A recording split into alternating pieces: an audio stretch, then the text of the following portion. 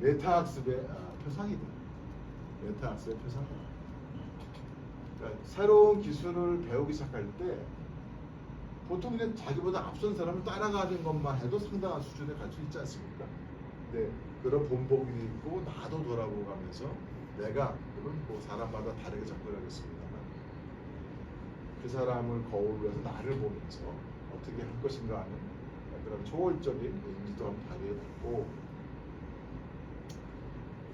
따라가기만 한 게 아니라 실험을 하고 자신의 길을 찾아가서 숙달 이후에 한 단계 높은 그런 것도 시도해봅니다. 근데 이제 숙련자의 일반적인 예도 나오는데 숙련자들은 기본적인 것들을 숙달한 다음에는 오히려 침체기가 있다. 따라만 가서는 가치를 못 느끼기 때문에 한 차원 더 하려는 그러한 생각들을 갖게 된다. 그리고 그런 가운데 계속 축적 단계를 넘어서는 또 다른 새로운 실험을 통해서 독창성이 발휘된 게 아니냐. 그리고 그런 독창성이 다른 화가들에게는 없는 그런 가치를 갖는 화가로 만들게 된 것이 아니냐. 그래서 고우를 예로 들면서 실험에는 3단계, 3가지 단계가 있는데 실험에 소요되는 여러 가지 자원, 리소스들을 달리해본다. 그래서 그림을 그릴 때 여러 가지 뭐 연필로 그리거나 뭐 유화로 그리거나 종이를 바꿔보거나 이런 거겠죠. 그다음에 기술, 빠른 스트로크를 해보다 아니면 길게 칠해본다, 여러 가지 색깔을 섞어본다 이런 기술이 있고요. 나는 아예 구상이야, 난 뭐 추상이야 이런 식으로 스타일, 난 아메리칸 스타일이야. 뭐 여러 가지가 있겠죠. 사회생활을 반영한 여러 스타일 이런 것들을 도입해보는 자원과 기술과 양식을 서로 계속 바꿔보는 스타일로 실험을 할 수 있다. 끊임없이 실험하고 수없이 실패하라 라고 스칸형은 얘기합니다.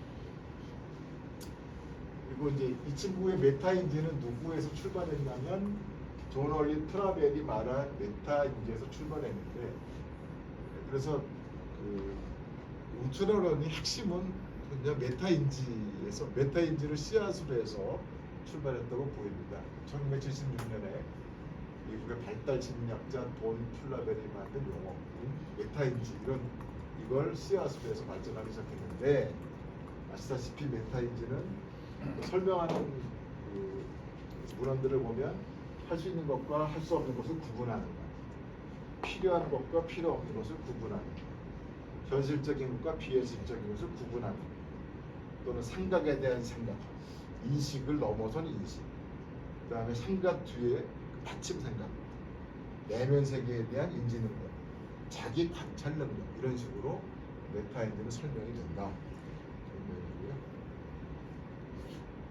그래서 이제 이 책에서 보면 나의 첫 번째 울트라 런닝을 해봅시다 하는 슬로건을 내걸고 나의 첫 번째 울트라 런 도전 뭐 이런 부분이 있습니다.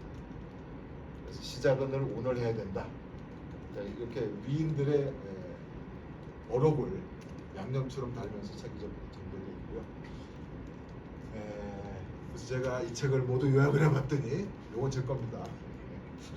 내용은 남의 거지만 그래서 모아놨더니 1단계, 2단계, 3단계, 4단계, 5단계 이렇게 울트라런닝을 볼 수 있고, 첫 번째 단계는 역시 메타입니다. 나에게 진짜 필요한 게 무엇인지를 조사하는 단계고요. 내가 정말 하고 싶은 것을 찾으면 그게 이런 겁니다. 어떤 주제를 공부할지, 내가 정말 나한테 필요하고 내가 하고 싶은 게 무엇인지 찾으면서 방향과 범위를 대략 살피고 조사하는 거고요. 거기에 들어가는 어떤 자원이 필요한지 공부하기 위해서 그걸 조사하고요. 결정한 다음 벤치마킹한 사람들의 방법도 조사하고요. 그다음에 직접 연습할 기회를 찾고요. 그런 게 어떤 온라인 과정에 있는지 아니면 무슨 책이 있는지 유튜브에 뭐가 있는지 이렇게 들고 있습니다. 그다음에 하여튼 내가 활용할 수 있는 모든 작전 계획을 짤 수 있는 수많은 자료를 수집하게 된다. 그 다음에는 실행에 옮기기 위해서 시간을 계획해 봅니다. 내가 이걸 어떻게 할 수 있는지, 시간적으로 어떻게 할 수 있는지를 이제 따지면서 마지막에는 달력에 써놔라. 늘 내 옆에 두고 이렇게 하겠다는 그런 것을 적어놓는 달력에 써놓는 것으로 계획을 완성을 자. 계획을 멋지게 너의 계획해서 별도 문서를 만드는 게 아니라 실행하기에 가장 좋은 형태를 만드는 것이고요. 그 다음에 달력에 써놓은 그대로 가자는 겁니다. 물론 한 번에 오랫동안 하라 이렇게 한 얘기도 없고요. 그건 그때그때 다르다 얘기하고 있고, 9가지 법칙을 준수해서 해봐라. 그리고 너무 계획을 실행하라고 하면서 완벽한 계획은 없는 겁니다. 그런 얘기도 아울러 하고 있고요. 그 다음에 역시 메타 얘기가 나옵니다. 결과를 검토해라. 계획대로 됐나? 잘했나? 또 할 거 없나? 잘못된 건 없나? 실수는 없나?